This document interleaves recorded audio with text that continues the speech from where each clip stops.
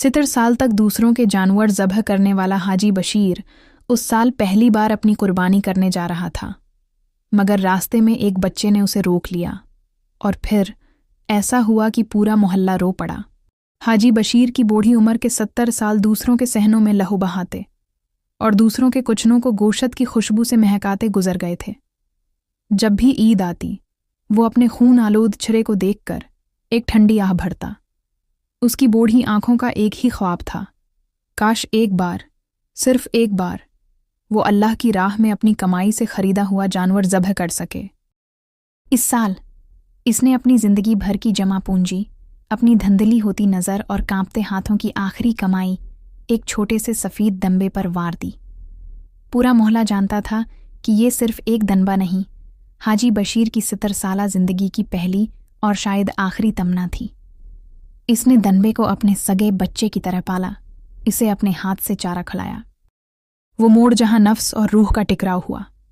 ईद की सुबह, जब पूरा मोहल्ला तकबीरात की गूंज से गूंज रहा था, हाजी बशीर ने सफ़ेद चादर ओढ़ी, अपने महबूब दनबे की रस्सी थामी और ईदगाह की तरफ चल पड़ा। इसका दिल फ़ख्र और शुक्रगुजारी से लबरीज था। रास्ते के एक वीरान कोने में उसे 8 साला साजिद मिला। साजिद के पाँव में चप्पल नहीं थी और उसके हाथ में एक पुरानी मड़ी तड़ी दवा की पर्ची थी। वो रो नहीं रहा था, बल्कि सिसक रहा था।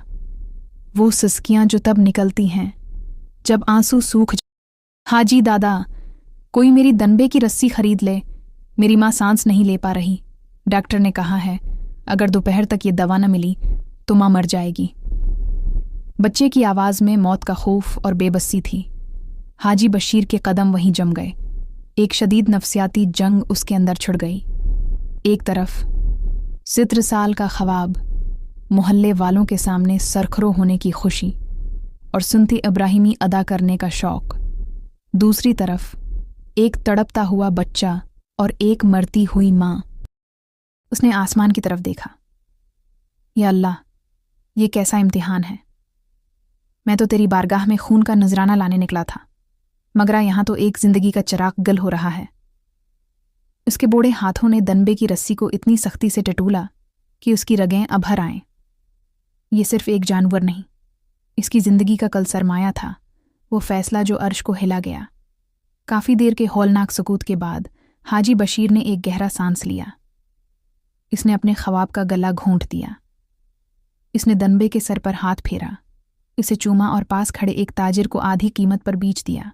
उसने इन पैसों से महंगी दवा खरीदी और बच्चे के हाथ में थमा दी। बच्चे की आंखों में जो जिंदगी की चमक आई, वो हाजी बशीर के दिल में उतर गई। बच्चा दवा लेकर भागा और हाजी बशीर खाली हाथ, लिरुस्ते कदमों और नम आंखों के साथ अपने कुचे मकान की तरफ लौट आया।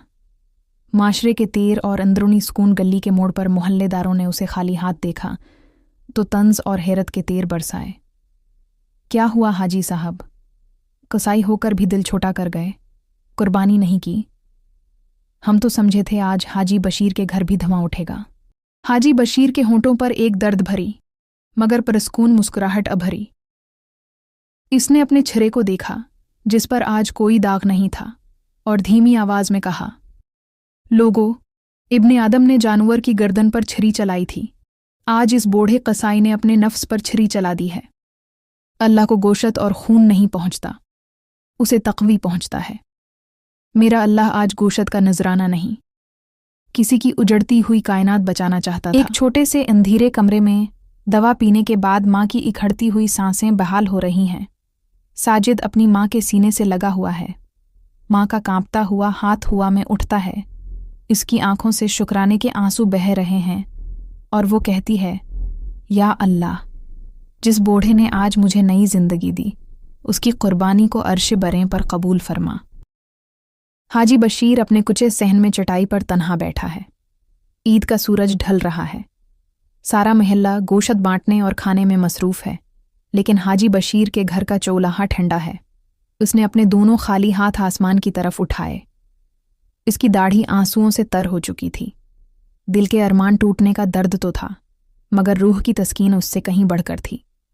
उसने रोते हुए मुस्कुराकर कहा, या अलाही, خلیل اللہ نے اسماعیل کی گردن پر چھری رکھی تھی تو انہیں دنبا بھیج دیا۔ اس آسی امتی نے تیرے بندے کی جان بچانے کے لیے دنبا قربان کر دیا۔ مولی، اپنے اس بوڑھے غلام کی یہ لاچارگی قبول کر لے۔ اس لمحے آسمان سے ایک ٹھنڈی ہوا کا جھونکا آیا جس نے حاجی بشیر کے چہرے کے آنسوؤں کو چوم لیا۔ شاید عرش والے نے بتا دیا تھا کہ حجابوں کے پار اس کی قربانی قبول ہو چکی ہے۔